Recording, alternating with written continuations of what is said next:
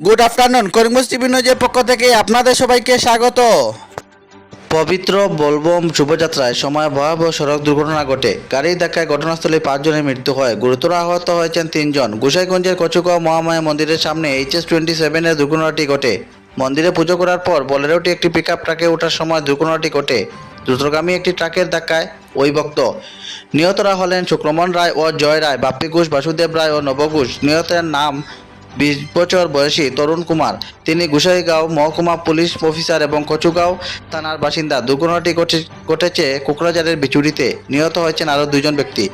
আজ করিমগঞ্জে ভারতীয় জেলা যুব মোর্চার পক্ষ থেকে স্বাধীনতা দিবস উপলক্ষে একটি তিরঙ্গা যাত্রা অনুষ্ঠিত হয়। মাতরম।